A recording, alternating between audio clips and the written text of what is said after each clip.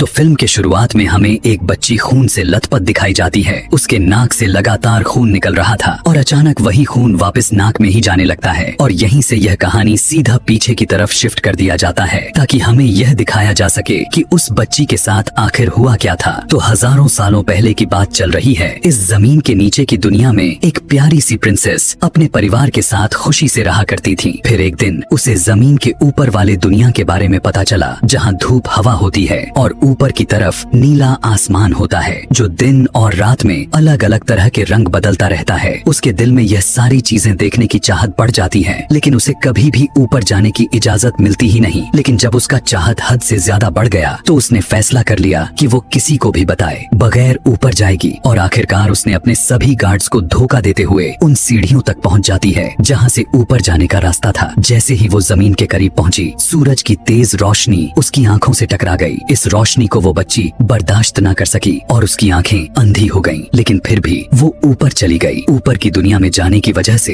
वो बहुत ही जल्द बीमार पड़ गई और वहीं पर मर भी गई। यहाँ तक कि उसकी बॉडी को भी कोई लेने तक नहीं आया और उसकी पूरी बॉडी वहीं गल सड़ गई। उसके डैड यानी जमीन के अंदर का राजा जानते थे उनकी बेटी मर चुकी है, लेकिन अभी भी वो यह उम्मीद बनाए हुए थे कि एक ना एक दिन जरूर उनकी बेटी लौट कर आएगी, चाहे उसकी किसी और की शकल में क्यों ना हो। वो जरूर हमारे दुनिया में लौटेगी और वे अपनी आखिरी सांस तक उसका इंतजार करेंगे। यही सब देखते ही देखते काफी सारी सदियां ऐसे ही गुजर जाते हैं और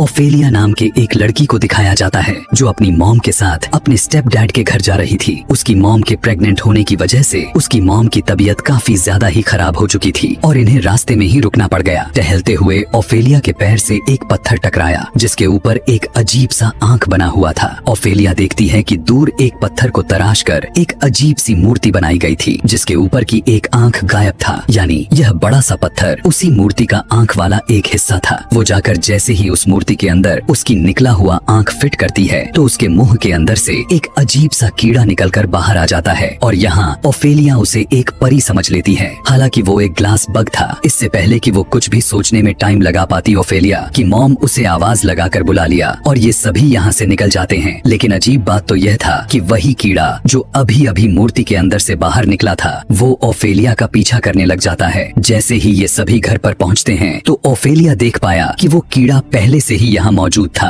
वो उसे देखने के लिए उसके करीब गई, लेकिन वो कीड़ा उड़ते हुए उसे एक अजीब सी जगह पर लेकर जाने लगा। देखने में ये रास्ता एक खंडर की तरह लग रहा था। ओफेलिया यहाँ पर उस कीड़े को देखने की कोशिश करती तो है, लेकिन अब वो गायब हो चुका था और इससे पहले कि इसी रास्ते में वो और भी आगे बढ़ जाती, यहाँ पर मर्सिडीज नाम की लड़की आकर उसे आगे जाने से रोक लेती है। मर्सिडीज उसे आगे जाने से रोककर बताने लग गई कि यह सब एक भूल भुलैया है और पता नहीं कितनी सदियों से यहाँ है। जो कोई भी इसके अंदर गया वो कभी भी वापस नहीं आया और तुम्हें भी यहाँ बिल्कुल भी नहीं जाना चाहिए। ये लोग जब वापस अपने घर की तरफ जाने लग गए तो हमने देखा कि वो कीड़ा अभी भी उन पर नजर रख रहा था। घर पर हमें ओफेलिया के स्टेप डैड कैप्टन को दिखाया गया जो बहुत ही ज्यादा जालिम है। इस टाइम स्पेन में सिविल वॉर का टाइम चल रहा है और कैप्टन सभी गोरिल्ला ग्रुप्स को मारकर खत्म करना चाहते हैं जो असल में आम शहरी ही है और अपने हक में लड़ने के लिए वो बागी बने पड़े हैं। रिबेल्स के यानी बागियों के गोरिल्ला ग्रुप को मारने के चक्कर में वो अक्सर शहरियों को भी मार देते हैं, चाहे वो अपनी जान की भीख क्यों न मांगते रहे और यह बताते रहे कि हम रिबेल्स नहीं हैं। और अगर उनका सच कैप्टन के सामने आ जाए कि वो मासूम थे, कैप्टन को फिर भी इसकी कोई परवाह नहीं था। यहाँ पता चलता है कि कैप्टन को ओफेलिया भी पसंद नहीं थी और वो ओफेलिया के मॉम का भी कोई खास ख्याल नहीं रखता था, जबकि वो उस टाइम प्रेग्नेंट भी हैं। इस सब के बावजूद भी वो ओफेलिया के मॉम को धमकी देते हैं कि अगर उनका बेटा पैदा नहीं हुआ तो वो उन्हें घर पर नहीं रहने देंगे। यहीं पर हमें एक ट्विस्ट भी पता चलता है कि मर्सिडीज जो कि एक मेड थी वो भी असल में गोरिल्ला ग्रुप की लीडर की बहन है और यहाँ पर काम वो इसलिए कर रही थी ताकि वो यहाँ की सारी इंफॉर्मेशन गोरिल्ला ग्रुप को देती रहे। यहाँ तक कि उनके डॉक्टर भी गोरिल्ला ग्रुप के साथ ही मिले हुए हैं।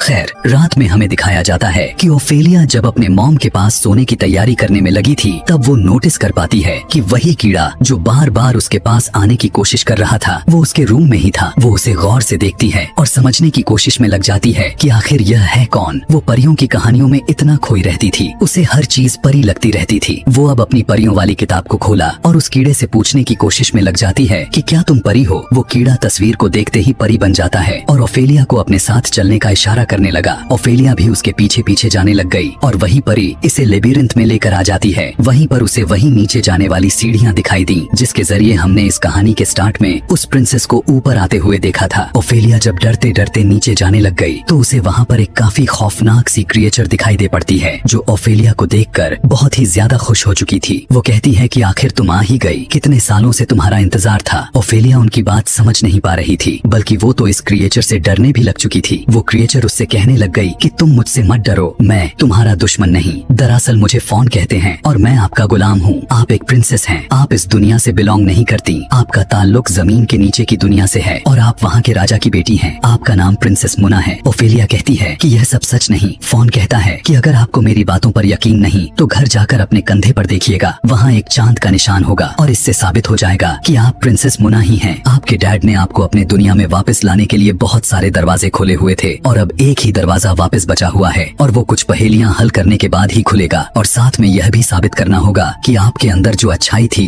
वो इस दुनिया में आने के बावजूद भी खत्म नहीं हुई। जब आप यह सारी पहेलियां हल करके टास्क को पूरा कर देंगी तो उस दुनिया का रास्ता खुल जाएगा और वो दरवाजा तभी खुलेगा जब आप यह साबित करेंगी कि इस दुनिया में आने के बाद आपकी अच्छाई खत्म नहीं हुई। और इसके साथ साथ आपको 3 पहेलियां भी हल करनी होगी। यह सब करने के बाद आप अपने दुनिया में वापस जा पाएंगी। यह कहकर वो फोन उसे एक किताब देता है जो यहाँ पर बिल्कुल खाली थी। फोन उससे कहता है कि जब आप बिल्कुल अकेली हो तभी इस किताब को खोलिएगा। अब वो छोटी परी उसे यहाँ से अपने घर का रास्ता दिखाते हुए घर ले आती है और घर आते ही ओफेलिया अपने कंधे पर देखती है, वहाँ सच में एक चांद का निशान बना हुआ था, यानी वो फोन सच बोल रहा था। अब ओफेलिया जब उस खाली किताब को खोला तो ओफेलिया के टच करते ही उसमें वर्ड्स आना पैदा होने लग जाते हैं। उन लफ्जों से उसका पहला टास्क पता चल जाता है कि उसे इस घर से कुछ दूरी पर जाना है। वहाँ एक बहुत बड़ा एक अंजीर का पेड़ है जिसकी जड़ के अंदर एक बहुत ही बड़ा मेंढक है। मेंढक के आसपास 3 गोल्डन कलर के बॉल्स हैं जो वो उसे मेंढक के पेट के अंदर डालनी है। उसके बाद मेंढक के पेट से एक गोल्डन चाबी निकलेगी जो उसे हासिल करनी होगी और यह उसका पहला टास्क था। पहले टास्क को पूरा करते ही वो मैजिकल ट्री दोबारा से हरा भरा हो जाएगा जो मेंढक की वजह से अब सूख रहा है। ओफेलिया जैसे ही फौरन से वहाँ जाती है तो उसे वो ट्री मिल भी गया था। अंदर इतने बड़े मेंढक को देखकर एक बार तो वो डरती भी है, लेकिन वो वहाँ दलदल के अंदर जाकर वो 3 मैजिकल गोल्डन बॉल्स को ढूंढ लेती है जिसे मेंढक के मुंह में डालना था। उन तीनों को मेंढक के मुंह में डालने के बाद एकदम से मेंढक बहुत बड़ी वॉमिट करता है और उसकी वॉमिट में से वो गोल्डन चाबी उसे मिल जाती है। इस तरह से उसका पहला टास्क पूरा हो जाता है और वो खुशी से घर वापस आ जाती है। वो जब नहा रही थी तो वो कीड़ा दोबारा उसके पास आता है और ओफेलिया एक्साइटेड होकर कहने लगी, मुझे दोबारा से लॉबीरिंथ में लेकर जाओ। लॉबीरिंथ में जाकर वो फोन को वह चाबी दिखाती है। तब फोन कहता है कि यह चाबी तुम्हें अपने पास ही रखनी है और साथ में वो उसे एक मैजिकल चौक भी देता है। कहने लगा कि यह भी तुम्हारे काम आएगा। यह सब चीजें लेकर वो दोबारा से घर आ जाती है और आते ही उस किताब को खोलती है। जैसे ही वो उसे टच किया तो अब वहाँ कुछ भी उभरने की बजाय वहाँ खून ही खून आने लग चुका था। यह देखकर वो बहुत ही ज्यादा पैनिक हो गई और किताब को बंद कर दिया। ठीक उसी वक्त उसे अपनी मॉम के चिल्लाने की आवाज सुनाई दे पड़ी। उसने जाकर देखा तो उसकी मॉम की तबीयत बिगड़ चुकी थी और उन्हें बहुत ज्यादा ब्लीडिंग होने लग चुकी थी। ओफेलिया अपनी किताब को वहीं पर छोड़कर फौरन अपने डैड को बुलाने के लिए चली जाती है, लेकिन उसके डैड भी उसकी मॉम की तबीयत को सुनकर कोई भी ध्यान नहीं देते। ओफेलिया बेचारी अकेली यह सब कुछ कहाँ संभाल सकती थी। अपनी मॉम की बीमारी की वजह से वो बहुत ही ज्यादा परेशान हो जाती। इसी तरह से दिन गुजर जाते हैं और एक रात जब वो गहरी नींद में सो रही थी तो फोन उसके पास जाता है। वो गुस्सा कर रहा था कि अभी तक ओफेलिया ने अगले वाले टास्क को पूरा नहीं किया। वो बताती है कि मैं अपनी मॉम की तबीयत की वजह से बहुत ज्यादा परेशान हूँ। तब फोन भी उसे बताता है कि वो बात तो ठीक है, लेकिन हम भी ज्यादा इंतजार नहीं कर सकते हैं क्योंकि पूरे चांद की रात आने वाली है और उसी रात को वो दरवाजा खुल पाएगा।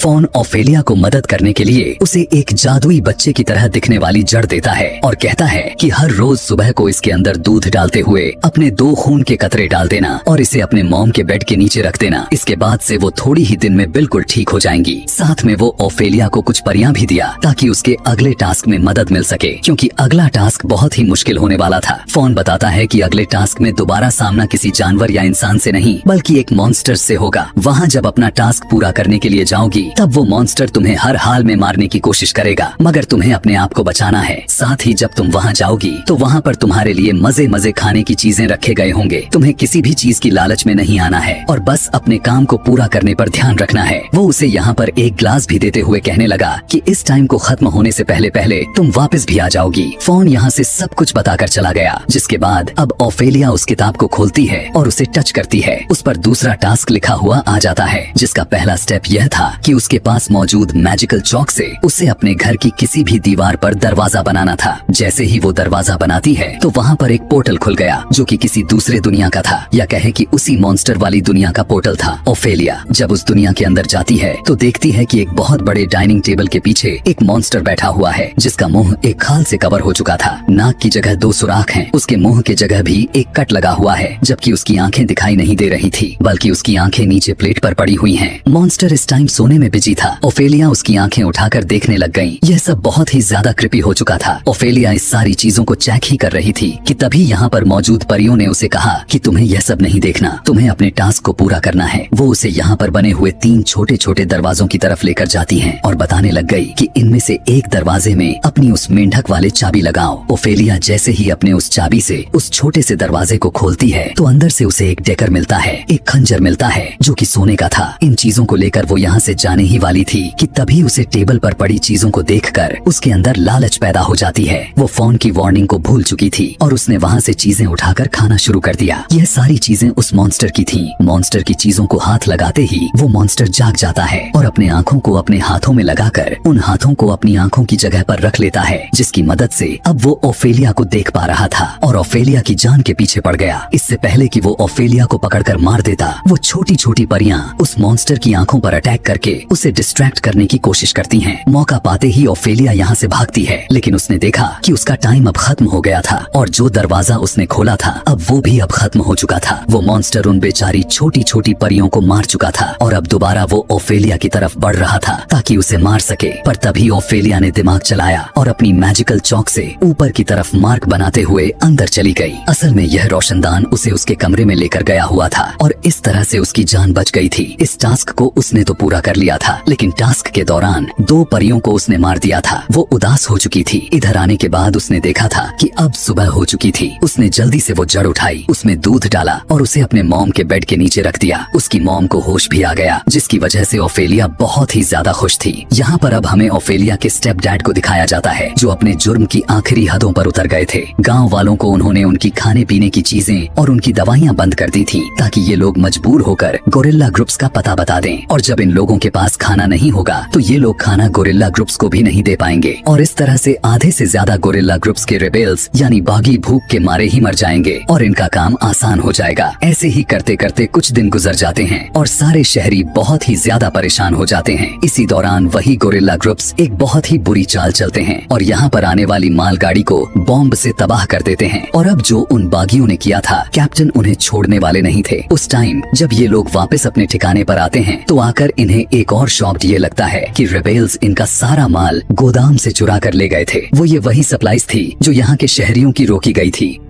यह पता चलते ही कैप्टन का गुस्सा हद से ज्यादा बढ़ जाता है और जब कैप्टन ये देखते हैं कि इस जगह का ताला तोड़ा नहीं गया बल्कि चाबी के जरिए खोला गया है, तब वो यह बात भी समझ जाते हैं कि इन्हीं कंपनी का कोई आदमी या फिर कोई लड़की मिली हुई है उसी रेबेल्स गोरिल्ला ग्रुप के साथ। इन्हें याद आता है कि इस जगह की चाबी सिर्फ मर्सिडीज के पास थी, तो यह काम किसी और का नहीं बल्कि मर्सिडीज का ही था। उन्हें पता था कि गोरिल्ला ग्रुप उनकी सामान को लेकर ज्यादा दूर लेकर नहीं भाग पाए होंगे, इसीलिए वो अपने फौजी को लेकर जंगल में चला जाता है और यह लोग गोरिल्ला ग्रुप्स के काफी करीब पहुंच जाते हैं। ये भी गोरिल्ला ग्रुप्स को मारने के लिए फायरिंग करना शुरू कर देते हैं, तो बदले में गोरिल्ला ग्रुप्स भी इनके ऊपर फायरिंग शुरू कर देते हैं। इस लड़ाई में काफी सारे फौजी मारे जाते हैं, तो काफी सारे रिबेल्स में से बस एक ही पड़ा रह जाता है और वो कैप्टन के हाथ लग जाता है। कैप्टन उसे उठाकर घर लेकर आता है और उसे टॉर्चर करते हुए बाकी रिबेल्स ग्रुप्स के बारे में पूछता है, पर वो भी अपने बात पर पक्का था, उसने भी कुछ नहीं बताया। कैप्टन डॉक्टर को हुक्म देता है कि इसका इलाज करो, इसे बिल्कुल भी ठीक कर दो ताकि हम इसे दोबारा से टॉर्चर कर सके और इसके ग्रुप की प्लानिंग को पूछ सके। लेकिन डॉक्टर यहाँ उल्टा ही चल गया और उस आदमी को जहर का इंजेक्शन देकर मार देता है, क्योंकि वो तो खुद साथ ही मिला हुआ था। अब कैप्टन के जैसे ही डॉक्टर की सच्चाई पता चलती है तो कैप्टन डॉक्टर को गोली मारकर वहीं पर उसका काम तमाम कर दिया। दूसरी तरफ हमें ओफेलिया को दिखाया गया, जिसे मिलने के लिए दोबारा रात को फोन आया हुआ था। फोन उससे बहुत ज्यादा नाराज था। वो कहने लगा कि तुम अच्छी लड़की नहीं रही, अब तुम्हारे अंदर इस दुनिया वाली लालच आ गई है और इसी लालच में तुमने उस जगह की चीजें उठाकर खाई, और पता है तुम्हारी लालच का नतीजा क्या हुआ? वो परियां बेचारी मर गईं। और अब मैं तुम्हें तीसरा टास्क नहीं दे सकता, क्योंकि मैं नहीं चाहता कि तुम हमारी दुनिया में जाओ। हमारी दुनिया में ऐसी बेरहम और लालची प्रिंसेस की कोई जरूरत नहीं। इधर हमें दिखाया जाता है कि ओफेलिया के मॉम की तबीयत जैसे जैसे ठीक हो रही थी, वैसे वैसे उनके साथ कैप्टन का रवैया और भी ज्यादा बुरा होता जा रहा था। कैप्टन को यहाँ तक कि ओफेलिया की मॉम भी बागी लगने लग चुकी थी, और इसी शक की वजह से वो ओफेलिया की मॉम का सारा सामान भी चेक करता है और उसे बेड के नीचे वही जादुई जड़ मिल जाती है जो ओफेलिया ने रखी हुई थी। वो जड़ उठाकर गुस्से में ओफेलिया के मॉम के हाथ पर रख देता है और पूछने लगा कि यह सब क्या है। उनके पास कोई जवाब नहीं था, इसीलिए कैप्टन गुस्से में यहाँ से चला गया। और फिर ओफेलिया की मॉम ने ओफेलिया से पूछने लगी कि यह सब क्या है। यहाँ पर ओफेलिया अपने मॉम से कुछ भी नहीं छुपाती। वो काफी ज्यादा डर गई थी उस कैप्टन के रवैये से। वो सब के सब सच बता देती है कि जिस तरह वो लॉबिरिंथ में गई थी तो वहाँ उसे एक फोन मिला, जो उसने किए था वो सब बताया। वो बताती है कि इस जड़ की वजह से ही आप ठीक हो रही हैं। लेकिन ओफेलिया की मॉम को इन सारी चीजों पर विश्वास नहीं होता। उल्टा ओफेलिया पर गुस्सा होकर कहती है कि प्लीज इन परियों की कहानी से और किताबों से बाहर निकल आओ, यह दुनिया इन चीजों से बहुत चेंज है। यह कहते हुए वो अपनी बेटी ओफेलिया को गले लगा लेती हैं और उस जड़ को आग में फेंक देती हैं। वो जड़ आग में तड़पने लग जाता है और मर जाती है। जड़ के मरते ही ओफेलिया की मॉम की तबीयत लगातार बिगड़ने लग चुका था। ओफेलिया की मॉम से एक बेटा पैदा होता है। इसके बाद ओफेलिया की मॉम मर जाती है। अपने मॉम के फ्यूनरल पर ओफेलिया बहुत ही ज्यादा दुखी हो चुकी थी। वो अब कुछ भी नहीं करना चाहती थी। वो जाकर अपने रूम में लेट जाती है, जबकि इधर हमें दिखाया गया कि कैप्टन मर्सिडीज को पकड़ लेते हैं और ना महसूस करवाने वाले अंदाज में उसका इन्वेस्टिगेशन करना शुरू कर देते हैं। मर्सिडीज भी समझ चुकी थी कि इन्हें उस पर शक हो चुका है, जल्द ही वो उसे पकड़कर मार देंगे। इसीलिए वो रातों रात वहाँ से भागने का सोचने लग गई और जाते हुए वो ओफेलिया को वहाँ से लेकर जाने का प्लान बनाती है, क्योंकि वो जानती थी कि अगर ओफेलिया यहाँ पर रही तो कैप्टन उसके साथ बहुत ही बुरा सलूक करेगा। ये दोनों जब यहाँ से भागने ही वाले थे तो जंगलों में कैप्टन ने अपने साथियों के साथ उन्हें पकड़ लिया, क्योंकि ओफेलिया उनके साथ थी। इसीलिए कैप्टन को लगा कि ओफेलिया भी उन्हीं के ग्रुप का एक हिस्सा है और वो भी बागी ही है। इसलिए अब वो ओफेलिया को बहुत ही बुरे तरीके से ट्रीट करते हैं और उसे एक कमरे में लॉक्ड कर देते हैं, जिसके बाद वो मर्सिडीज के पास आकर उसे टॉर्चर करना चाहते थे। लेकिन उससे पहले ही मर्सिडीज अपना हाथ को खोल लिया था। वो अब कैप्टन के ऊपर ही हमला कर देती है और यहाँ से निकलने में कामयाब हो चुकी थी, जिसके बाद मर्सिडीज दोबारा से यहाँ से भागने की कोशिश करती है। लेकिन इस बार भी सोल्जर्स उसे पकड़ लेते हैं और इस बार सोल्जर उसे मार ही देती। लेकिन ठीक वक्त पर जंगल में से सभी रेबेल्स निकल कर आ जाते हैं और वो आते ही सभी सोल्जर्स पर हमला करते हुए उन्हें मौत के घाट उतार देते हैं। उनके सभी घोड़ों को अपने कब्जे में कर लेते हैं और इस तरह मर्सिडीज को भी बचा लिया गया। यहीं पर ओफेलिया बहुत ज्यादा परेशान हो चुकी थी, क्योंकि जहाँ पर वो फंस गई थी वहाँ से निकल पाना आसान नहीं था। अब तो उसकी मॉम भी नहीं रही थी ताकि उसकी दुख सुन सके। उसकी इस तरह की हालात देखते हुए फोन बहुत ज्यादा उदास हो जाता है और एक और बार उसके पास आया और उसे गले लगा लिया और कहने लगा कि तुम्हारा दुख देखकर मैं भी पिघल गया, इसीलिए अब मैं तुम्हें एक और मौका दूंगा। आज की रात खत्म होने से पहले ही तुम्हें अपने भाई को लेकर लॉबिरिंथ आना ही होगा, और अगर तुमने रात के खत्म होने से पहले ही यह तीसरा टास्क पूरा न किया तो कभी भी तुम अपनी दुनिया में नहीं जा पाओगी। ओफेलिया कहने लगी कि यह कमरा हर तरफ से बंद है, मैं इस कमरे से अपने भाई के पास कैसे जाऊंगी। तब फोन उसे एक मैजिकल चौक देता है, जिसके जरिए वो अपनी मर्जी की किसी भी जगह पर जा सकती थी। वहाँ पर एक दरवाजा बनाते हुए सोचने लग गई कि वो अपने भाई के कमरे में जा रही है, और सच में वो उसी कमरे में पहुँच जाती है। यहाँ पर जब ओफेलिया अपने भाई को लेकर भाग ही रही थी तब कैप्टन उसे देख लेता है। हालांकि वो उस वक्त काफी जख्मी भी था। वो उसका पीछा करते हुए जब बाहर आया तो उन्हें पता चलता है कि गोरिल्ला ग्रुप ने उनके ऊपर हमला कर दिया था। वो फिर भी जंग की तरफ नहीं जाते,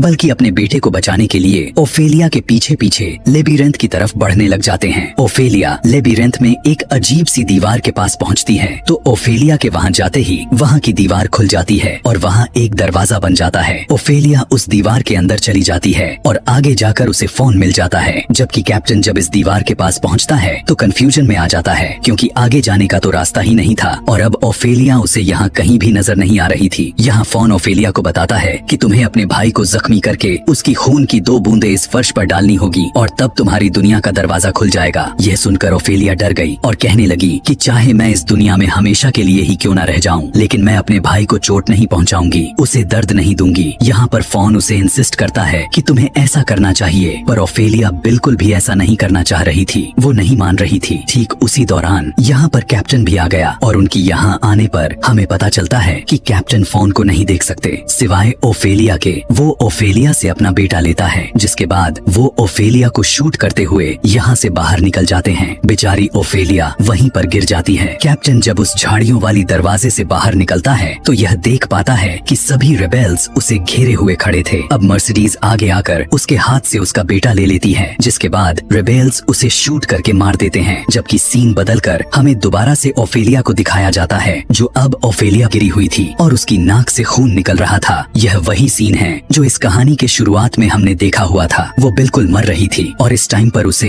एक अजीब सी आवाज आती हुई सुनाई देती है, जिस आवाज को थोड़ा वो पहचान पा रही थी। यह आवाज उससे कह रही थी, उठो मेरी बेटी, तुम अपनी दुनिया में वापस आ चुकी हो। ओफेलिया जब अपनी आंखें खोलती है तो देख पाती है कि वो एक बहुत ही खूबसूरत महल के अंदर खड़ी है। यह असल में जमीन की नीचे की दुनिया थी। फाइनली वो अपनी ही दुनिया में वापस आ चुकी थी। वो हैरान थी कि वो तीसरा टास्क को पूरा किए बगैर इस दुनिया में कैसे आ गई। तब उसके डैड यानी किंग उसे बताते हैं कि तीसरा टास्क असल में तुम्हारा इम्तिहान था। हम चेक करना चाह रहे थे कि तुम्हारे दिल में उस दुनिया का जुल्म तो नहीं आ गया, इसीलिए हमने तुम्हारे भाई को जख्मी करने का तुम्हें टास्क दिया, लेकिन तुमने अपने भाई को नुकसान पहुंचाने से बेहतर अपनी जान देना समझा। इससे साबित हो गया कि तुम रहम दिल थी और इस तरह से तुम्हारा टास्क पूरा हुआ और तुम अपनी दुनिया में वापस आ पाई। और अगर इस टाइम फोन की बात मानकर अपने भाई को नुकसान पहुंचा देती तो वो कभी भी इस दुनिया में ना आ पाती। ओफेलिया की इस दुनिया में वापस आने की वजह से यहाँ पर जश्न स्टार्ट हो जाता है और ओफेलिया की सारी याददाश्त भी वापस आ जाती है, जबकि असल दुनिया में दिखाया जाता है कि वहाँ पर ओफेलिया की डेड बॉडी पड़ी हुई थी। मर्सिडीज उस डेड बॉडी के पास बैठी हुई बहुत ज्यादा उदास थी, क्योंकि उसे ओफेलिया से अपनी बहन की तरह ही प्यार हो चुका था। वो उसके मरने पर बहुत ज्यादा दुखी थी, पर वो तो नहीं जानती थी कि ओफेलिया असल में मरी नहीं है, वो बस अपनी दुनिया में चली गई है। और इस तरह से दिखाते हुए ही यह पूरा कहानी यहीं पर खत्म हो जाती है। ऐसे ही और भी मूवी एक्सप्लेनेशन वीडियोस देखने के लिए कमेंट में नेक्स्ट लिखना ना भूलें। Thanks for watching.